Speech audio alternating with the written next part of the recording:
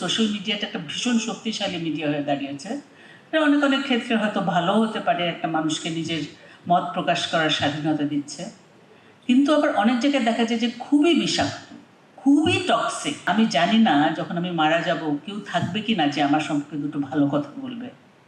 আসলে সোশ্যাল মিডিয়াটা এমনই একটা বিষাক্ত জায়গা যে মনে হয় যে আমার সম্পর্কে বোধহয় কেউ ভালো কথা বলবে না। আমরা যারা অনেক অনেক আগে, অনেক অনেক বছর আগে, 50 বছরেরও বেশি আগে থেকে অভিনয় করছি, আমরা শুরুই করেছি যাত্রা অভিনয় দিয়ে, এবং পরিচিত হই এখনও সমাজে অ্যাক্টর এবং ডিরেক্টর, নির্দেশক, অভিনেতা নির্দেশক হিসেবে। কিন্তু অভিনেতা হিসেবে আমার কতটুকু পথ চলতে পারি সেটা প্রশ্ন থেকে গেছে বহু বছর আগে থেকেই। অনেক বিখ্যাত অভিনেতা আছে যাদের নাম আমি বলতে চাই না।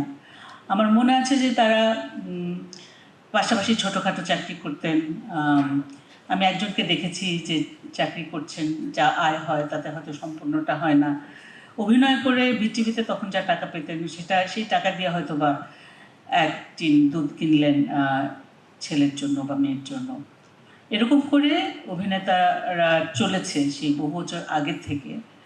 এবং ধীরে ধীরে যখন আমরা দেখলাম যে একটা সময় আসলো যে অভিনেতারা সম্পূর্ণভাবে টেলিভিশন, ইউটিউব, যেটাই হোক, ডিজিটাল, ওটিটি যাই করে হোক, তারা সম্পূর্ণটা রোজগার করতে পারছে এবং সেটার উপরেই চলতে পারছে, একটা গর্ব অনুভব করলাম তখন।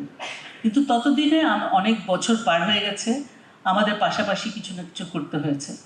আর আরেকটা দিক যেটা হলো যে অভিনেতা কি করছে বা না করছে, সে যখন টেলিভিশনে আসে, বিশেষ করে বিটিভিতে, আমি নিজে ব্যক্তিগতভাবে এটা আমি অনুভব করেছি যে একটা সময় আমি শুধু মঞ্চ করতাম, আমাকে প্রায় কেউই চিনত না।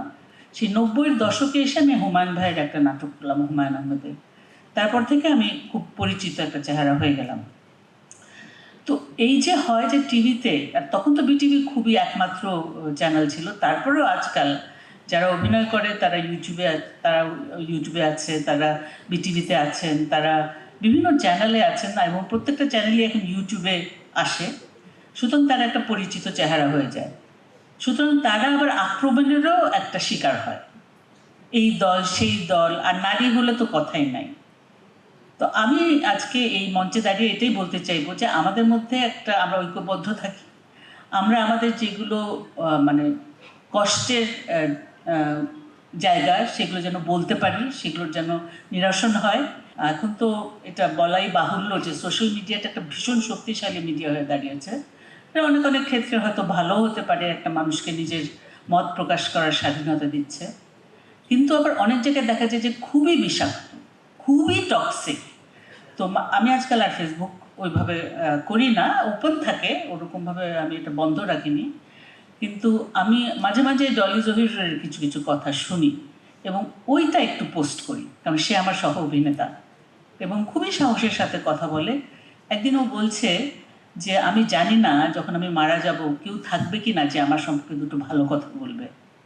আসলে সোশ্যাল মিডিয়াটা এমনই একটা বিষাক্ত জায়গা যে মনে হয় যে আমার সম্পর্কে বোধহয় কেউ ভালো কথা বলবে না। তো এই বিষাক্ততা থেকে আমরা বেরিয়ে আসতে চাই। অ্যাক্টর্স ইকুইটির পক্ষ থেকে আমরা চাই যে অ্যাক্টর্স ইকুইটি এইসব বিষয়গুলোতেও কিছু একটা অবস্থান নেবে।